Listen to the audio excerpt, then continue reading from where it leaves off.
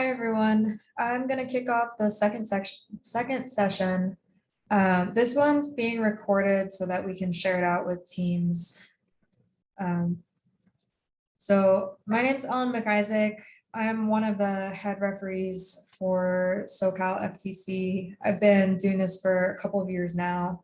I will preface this whole session by saying I'm not a pro at this yet. Only the game design committee really has a full grasp on this. Thank you.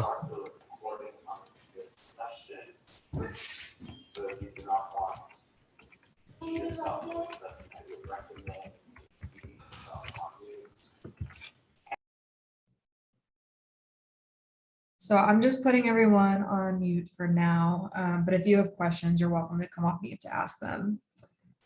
But yeah, I just wanted to let everyone know, since this game is brand new, I don't have 100% grasp on all of the rules yet.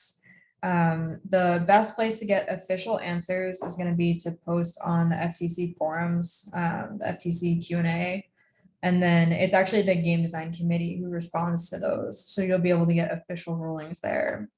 But I do have the game manual part 2 up. I have read it, so I have some familiarity with the rules. And this is just an opportunity for us to address any questions you have by seeing what exists in the rules, if it's there.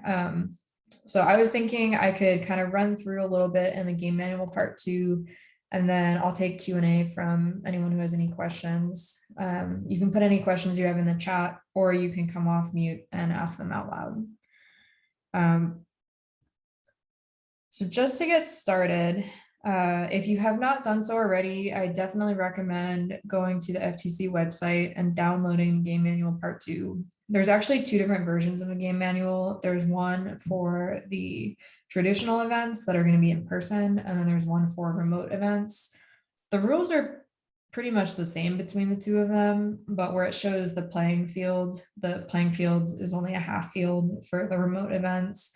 And then references to rules about the opposing alliance have been taken out in the remote events, since you're only one alliance playing on half a field.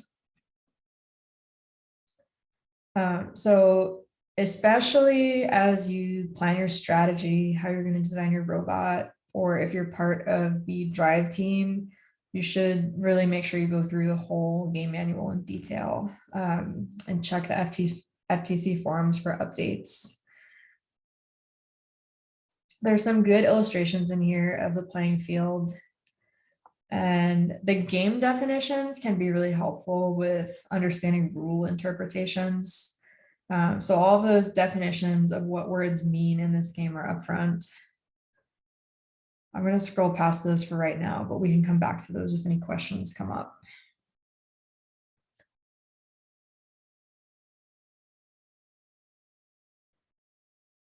So something that I wanted to point out for everyone that might help as you navigate the game manual, the gameplay section up front explains how the match is set up and how to load your robots onto the field, and then goes through each section of the match and talks about how it works, what your opportunities are to score points.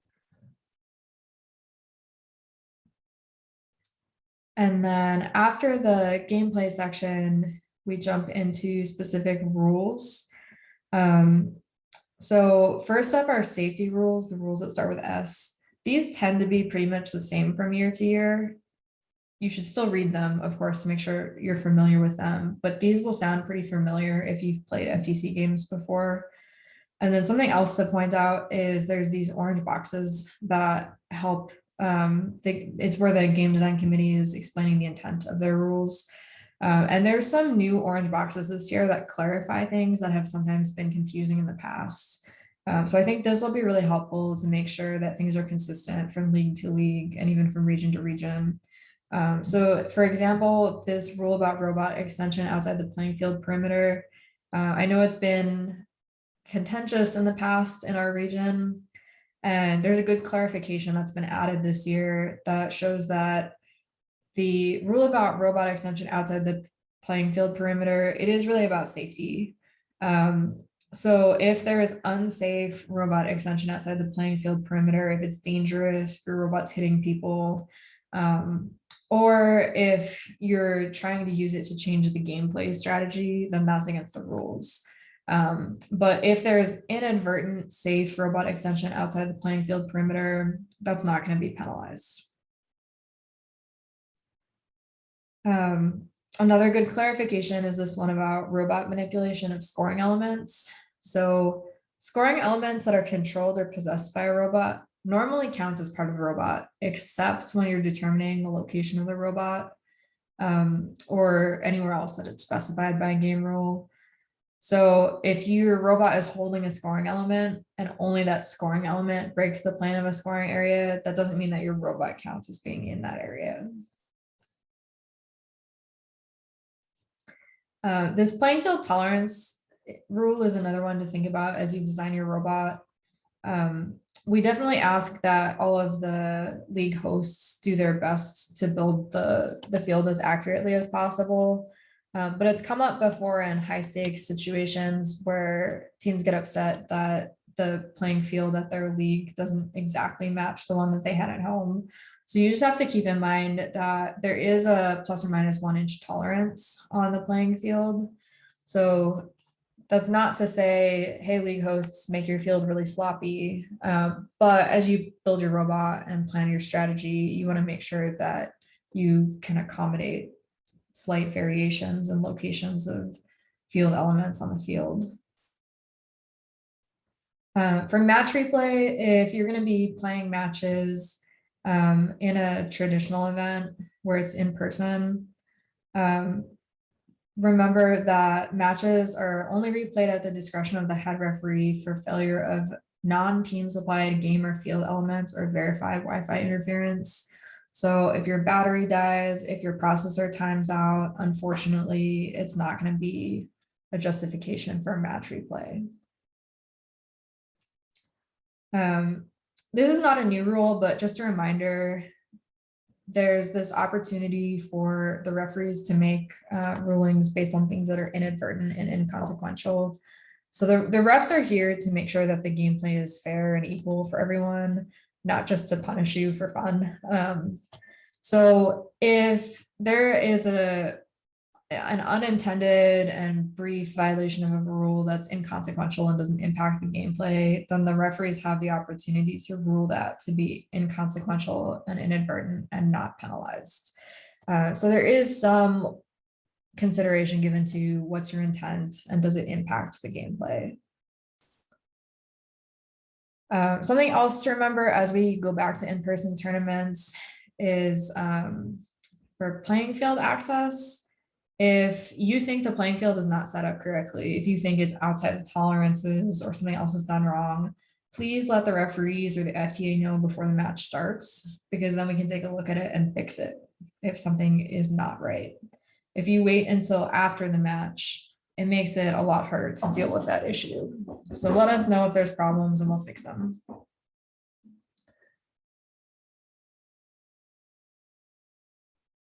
There's also a rule about delay to the start of matches. So again, we want everyone to have their best opportunity to succeed, but we also want to keep it fair. So if you're always coming late to the playing field, if you're doing robot maintenance on the playing field that's starting the matches, that could be penalized. So just make sure as we go back to in-person events after a year off from COVID that you pay attention to the time and you get your robot ready before you go out to the field.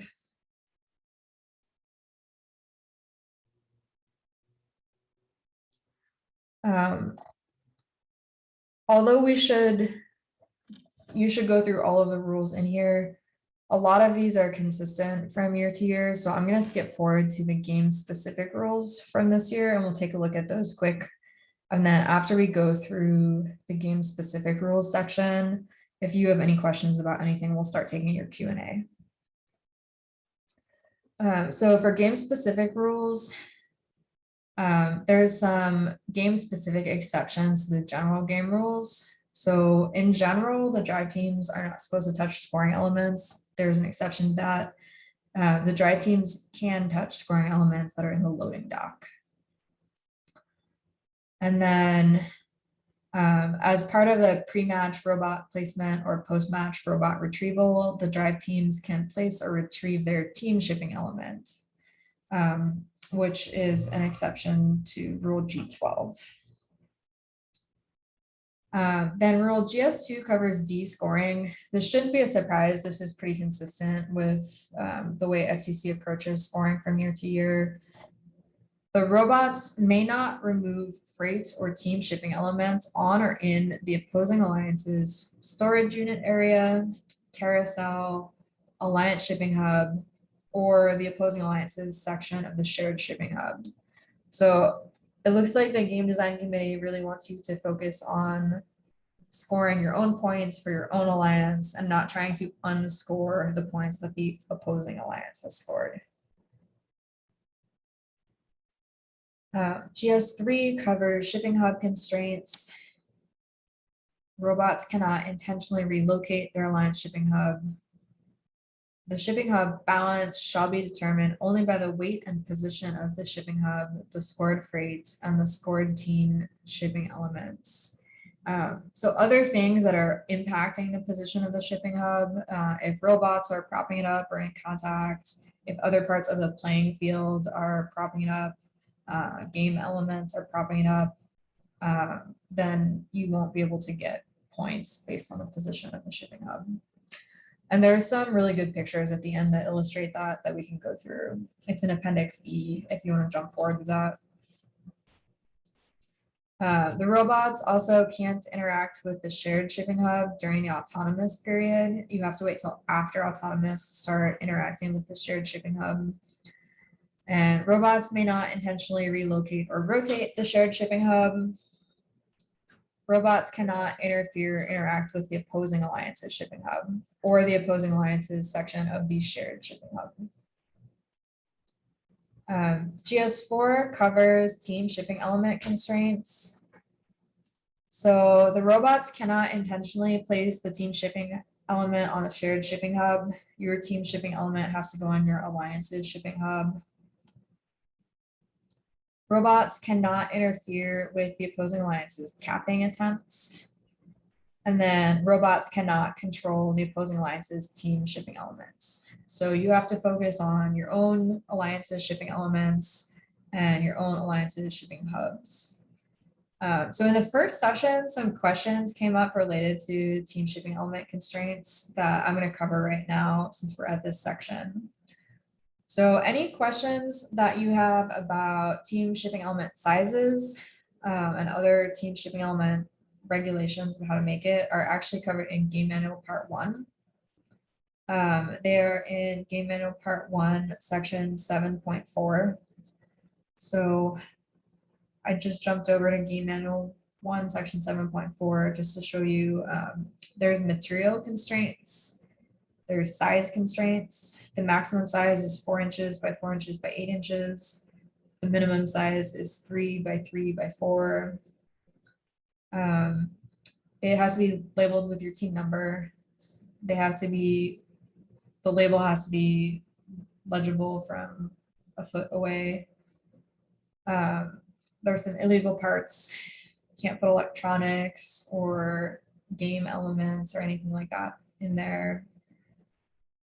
And then it can't remember any current season scoring elements. So you can't make it look like a rubber ducky or anything else that would be confusing.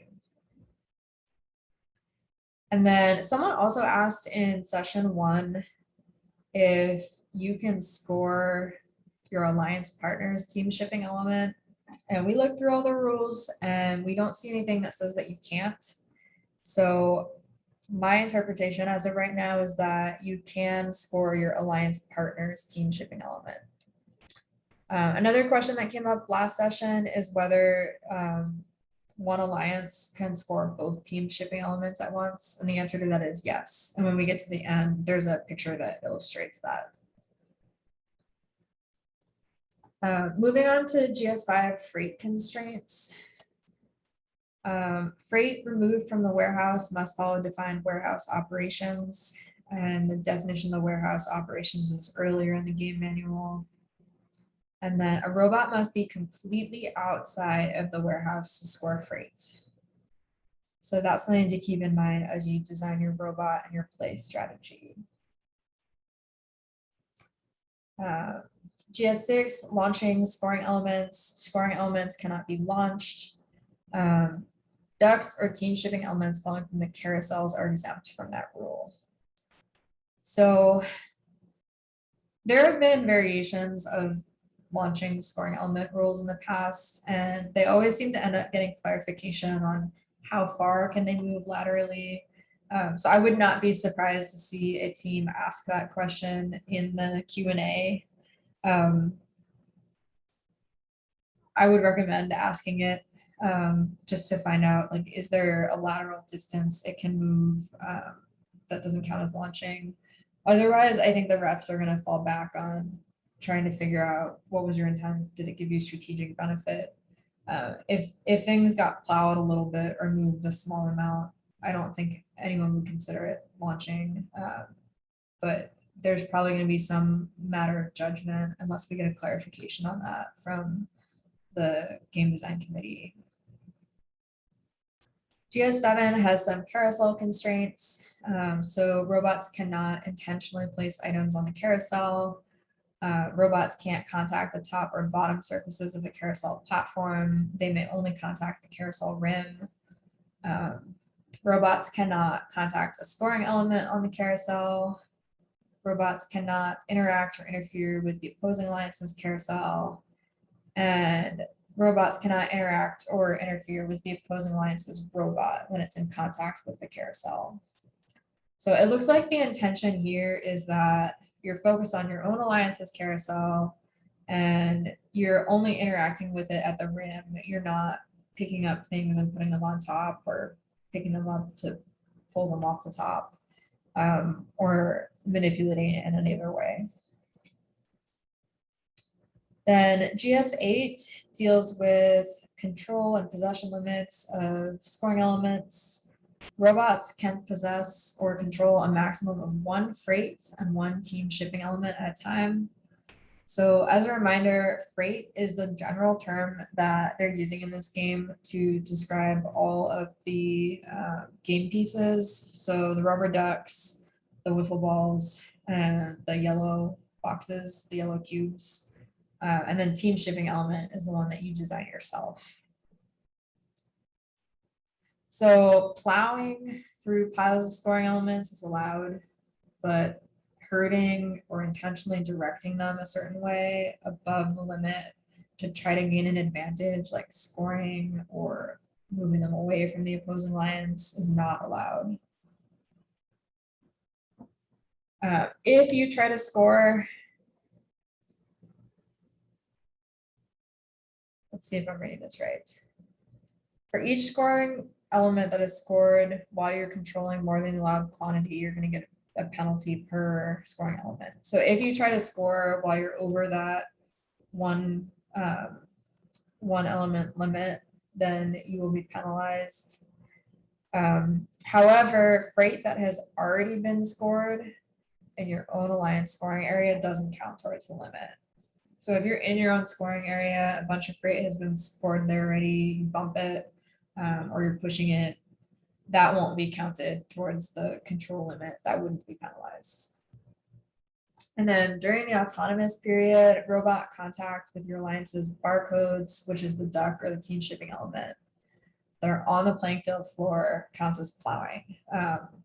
So it would not be penalized if you bump one of those while you're carrying another piece of freight. You only have so much control during autonomous, so that makes sense. GS9 deals with delivery constraints. So delivered ducks and team shipping elements must contact the floor before a robot can control them. Once the match begins, ducks and team shipping elements can only be introduced into the playing field via delivery. The drive teams may not place or interact with ducks or team shipping elements on the carousel during the autonomous period. Ducks or team shipping elements may only be delivered onto the playing field floor during the autonomous and endgame periods of the match. Only one duck or team shipping element is allowed on the carousel at a time, so you can't just pile up a bunch of ducks. Ducks or team shipping elements on the carousel must be in contact with the sweeper plate before a robot can contact the carousel, can rotate the carousel, sorry. Once the carousel begins to move, the drive team can no longer touch a placed duck or team shipping element unless it falls off on its own outside of the field. Drive teams may not interact with the carousel when the carousel is in motion. And then once a duck or team shipping element is delivered, it's not eligible to be delivered again. So you can't keep re-delivering the same elements. And then the last game specific rule here is autonomous interference. The robots cannot interfere with the opposing alliance's scoring attempts during the autonomous period. That's not really a new rule. So that's it for game specific rules. There's only 10 of them. I recommend taking a look at the scoring summary in 4.7, figure out how many points different things are worth as you figure out what your robot strategy is going to be. And then 4.8 has a rule summary that has all the rules and it shows you what the consequences are. So this is a good quick reference.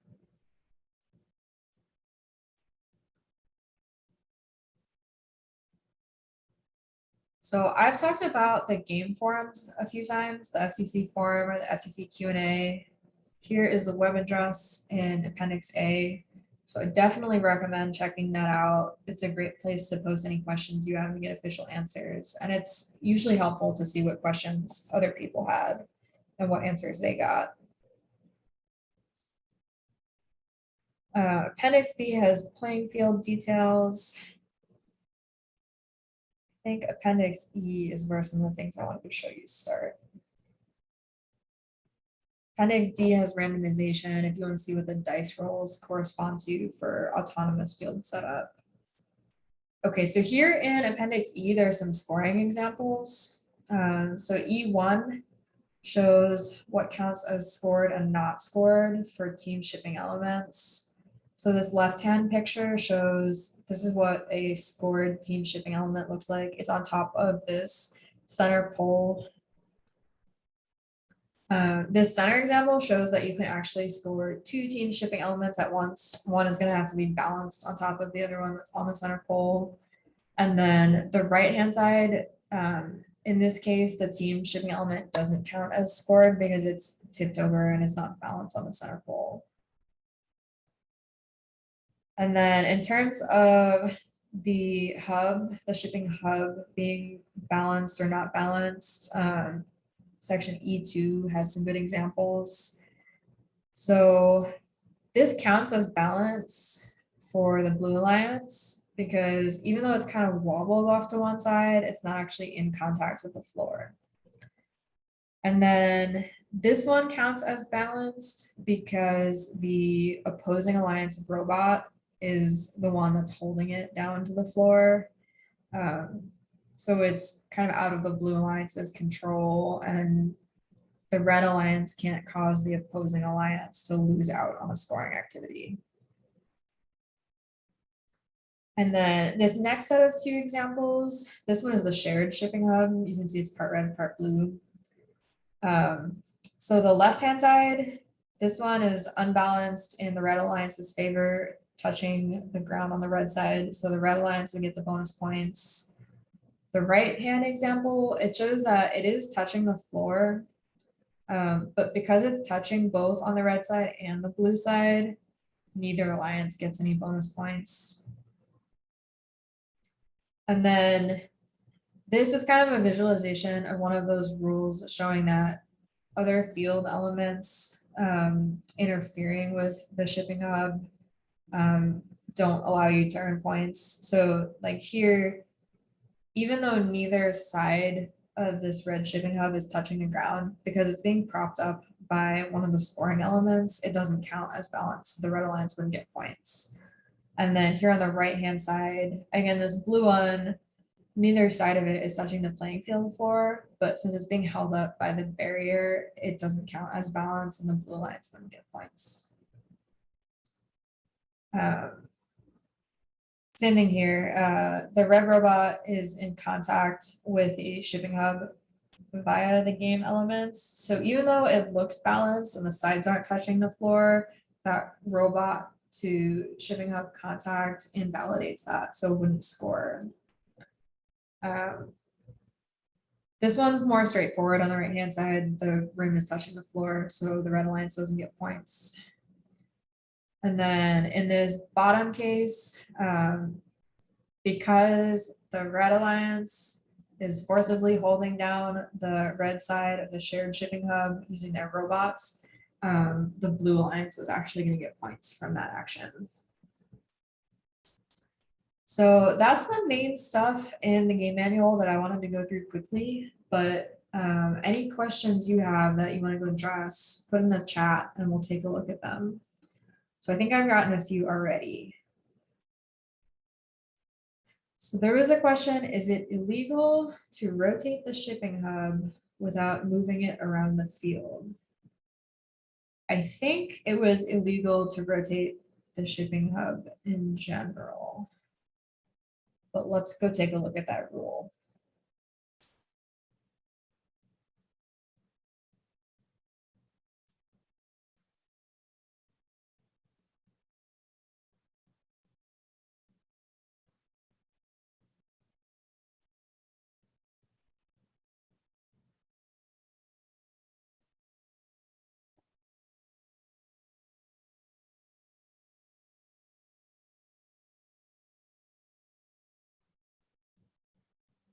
Shipping hub constraints. It's in Gs5. Robots may not intentionally relocate the alliance shipping hub. Robots may not intentionally relocate or rotate the shared shipping hub. Okay, so to answer the question, if it's illegal to rotate the shipping hub without moving it around the field, I would say you can rotate your alliance shipping hub without moving it around the field, because this rule GS3 part A does not discuss rotation. But you may never rotate the shared shipping hub.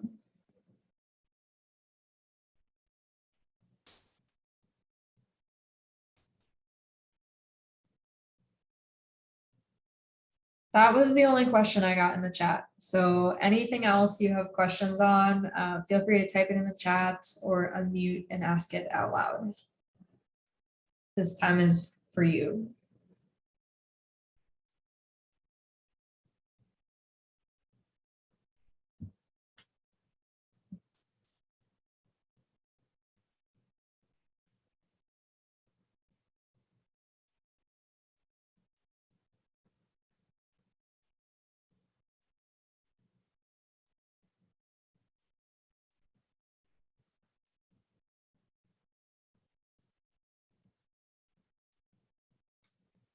Question just came in, does running into loose game elements on the field count as controlling them? That is a great question. We can jump to the definition section and that should help to clarify it.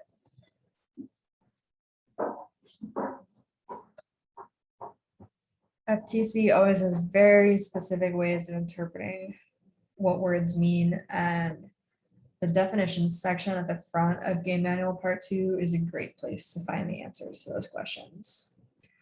So we're going to be looking at words like possess, control, hurting to get the FTC definition.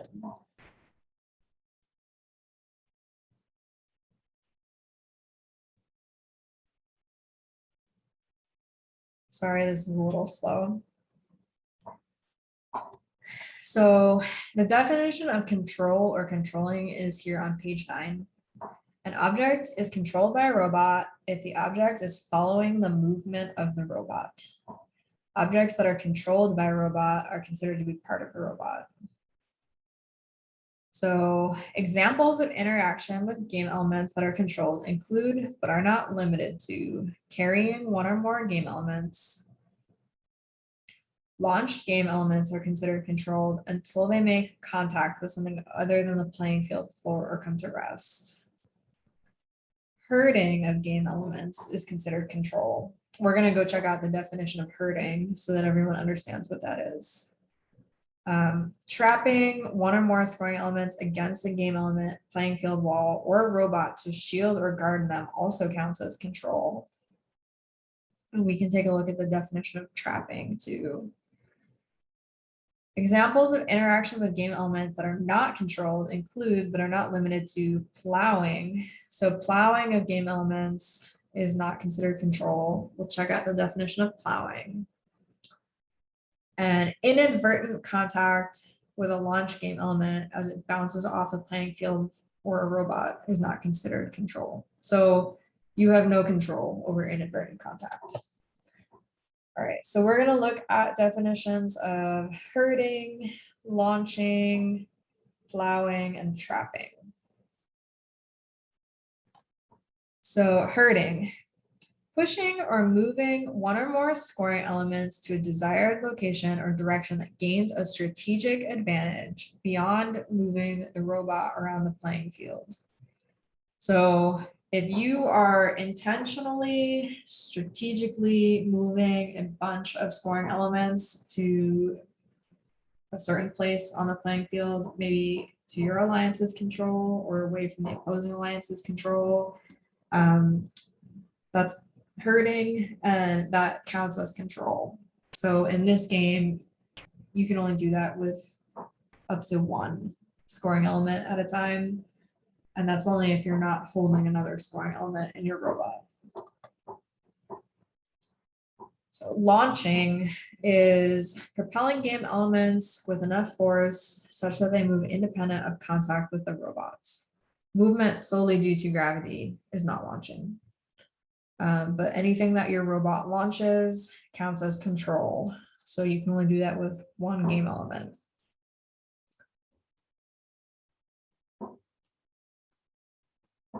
Plowing. Plowing is inadvertent contact with game elements while in the path of the robot moving about the playing field that provides no additional advantages beyond field mobility. So plowing is like you're going somewhere with your robot to do an action and there's stuff in the way and you drive through it and it just kind of randomly disperses about the playing field and it's not intentional or giving you an advantage. That's plowing, and that does not count as control. And then the last one, trapping, is preventing an opposing alliance robot from escaping a constrained area of the playing field for an extended period of time by obstructing all paths of travel from the object or area. So I guess they forgot to update trapping to talk about control of scoring elements, but they had referenced it in the control section. So if you are, let's say there's a pile of scoring elements in a corner and you position your robot so that no one else can get past you and access that pile of scoring elements in a corner, it sounds like that might be considered control. But because that's not clearly defined here, I would recommend that someone post that question on the FTC forums, the Q&A, and get an official answer, official ruling from the game design committee.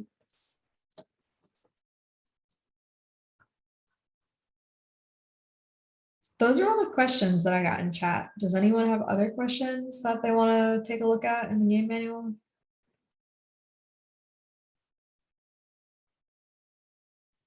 Someone last time had asked a good question about the setup of the team's game elements. Let me see if I can find that again.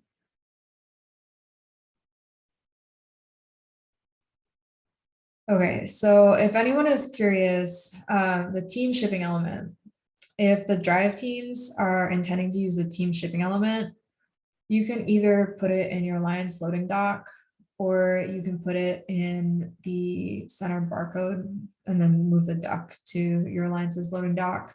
So it is your team, it's your drive team that gets to put that down on the field. It's not the field reset crew. So it'll be in whatever orientation you want.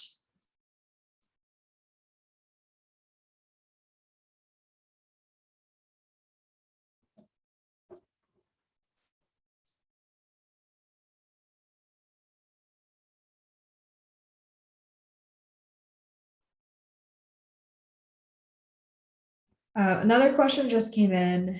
Would sifting through boxes within a robot that is stationary count as controlling them? Would sifting through boxes in a warehouse that is within a robot that's stationary count as controlling them? So if I'm interpreting that question right, I'm thinking like you're picking up multiple boxes to get everything oriented within your warehouse as you're getting ready to pick them up and go score. I don't know if I'm interpreting that right, but anything that would involve you controlling, picking up, moving to your advantage more than one game piece at once, it looks like that's going to be against the rules.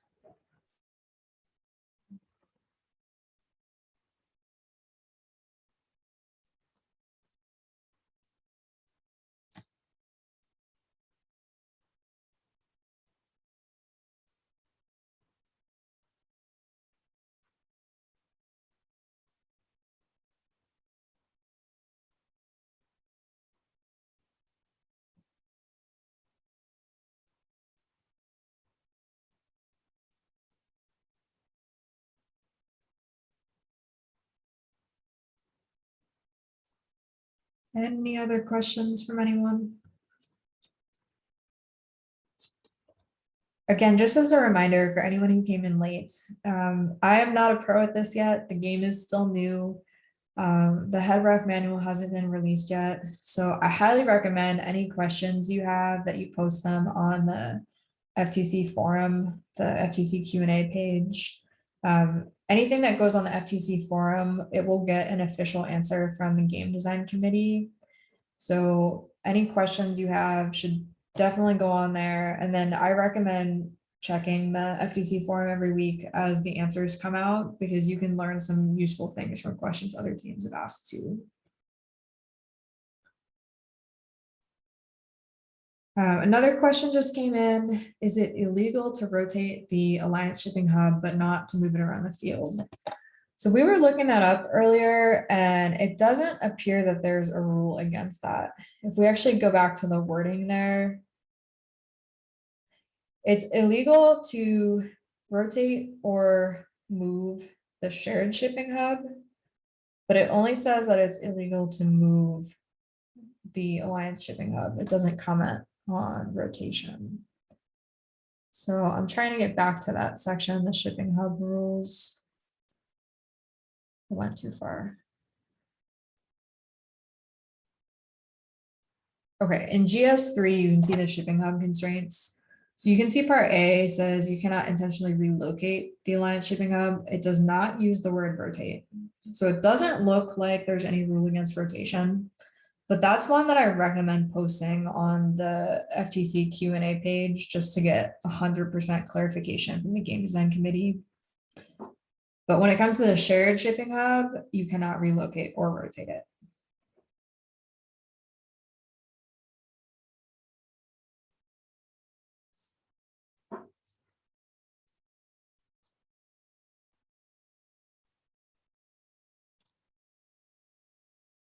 Last chance for questions. We've got a couple minutes left.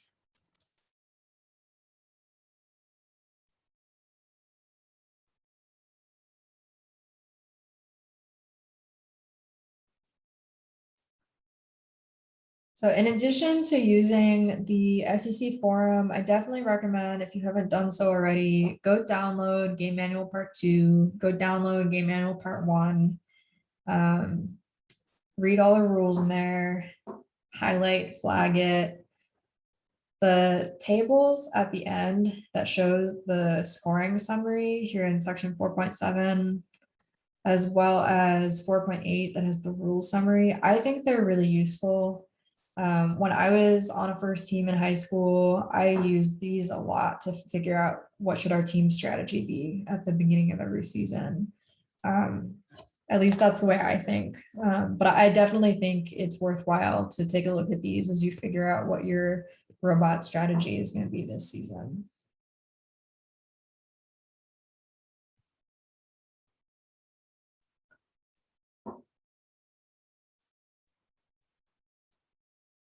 Another question just came in. Can we place ducks on the carousel while the robot is still moving it? The answer to that is no. And let's see if I can find you the rule that says that.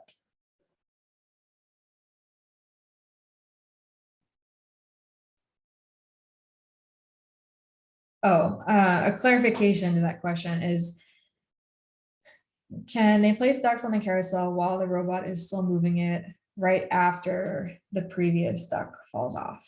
Let's take a look and see if we can find something that addresses that. So it says, once the carousel begins to move, the drive team can no longer touch a placed duck or team shipping element. Nope, that's not it. So part H of GS9, I think, addresses that question.